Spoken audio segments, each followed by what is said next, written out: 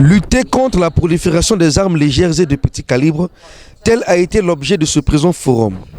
Ici, au siège du Parlement panafricain à Midraoun, en Afrique du Sud, les parlementaires panafricains se sont retrouvés en vue de s'approprier des outils leur permettant effectivement d'influencer la mise en œuvre du programme de développement durable à l'horizon 2030. Autrement dit, ces parlementaires entendent prévenir, lutter, voire éliminer le commerce illicite des armes légères sous toutes ses formes, ce conformément à l'agenda 2063 de l'Union africaine. Une initiative à saluer, surtout lorsqu'on sait que sans la paix, il n'y a pas de développement durable tant recherché. Le président du Sénat congolais, Pierre Ngolo, y a participé en sa qualité de député panafricain. Le continent a mené une campagne d'amnistie en faveur de toutes les personnes en possession d'armes légères afin qu'elles les rendent sans en subir aucune conséquence. La campagne porte ses fruits même si cela n'est pas suffisant.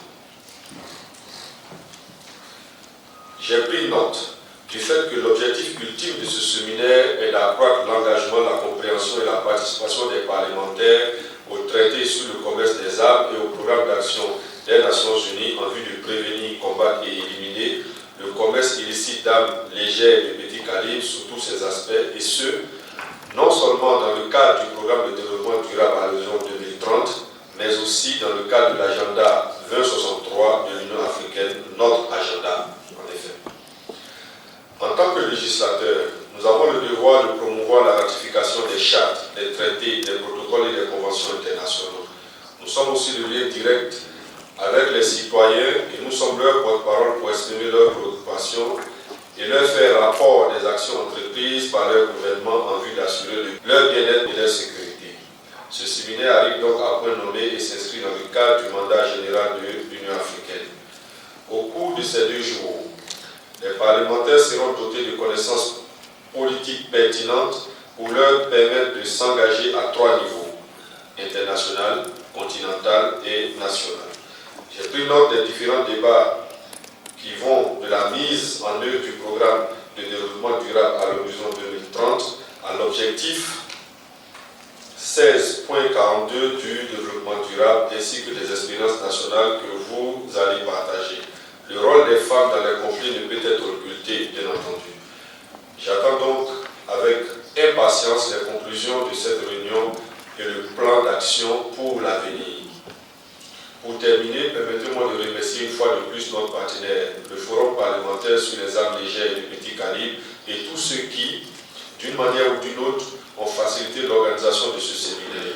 Je n'ai aucun doute que les résultats des travaux de 2 prochains jours donneront aux législateurs les moyens d'influer davantage sur la mise en œuvre du programme de développement durable à l'horizon 2030, du traité sur le commerce des armes et du programme d'action des Nations Unies en vue de prévenir, combattre et éliminer le commerce illicite des armes légères sous tous ses aspects dans leur propre pays. En route pour Brazzaville, le président du Sénat a marqué un arrêt à Kigali au Rwanda où il a échangé avec son homologue rwandais Bernard Makuza. Au centre de leur entretien, les questions de coopération bilatérale entre les parlements congolais et rwandais.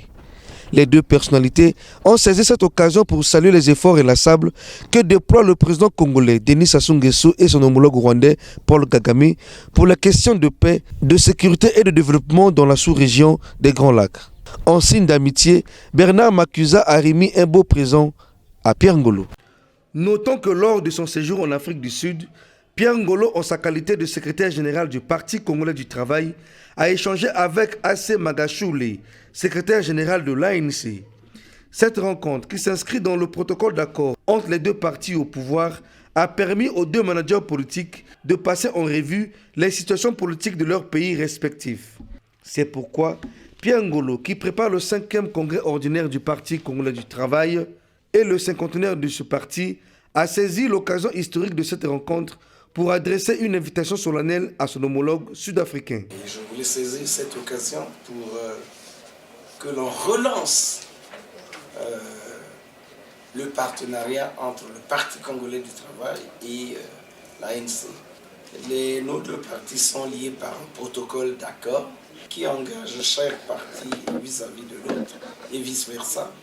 C'est dans ce cadre que nous avons été ici pour les élections. Nous avons été ici à l'occasion du centenaire de l'ANC à Bloemfontein. Nous avons des délégations ici pour les congrès de l'ANC. Et nous pensons qu'il faut absolument réactiver notre protocole d'accord à travers des actions, à travers des échanges de délégations. Je voudrais ici vous dire que nous sommes en train de préparer le 5e congrès ordinaire du Parti congolais du travail. Le 31 décembre, le PCT commémorera le cinquantenaire de la fondation du Parti congolais du travail.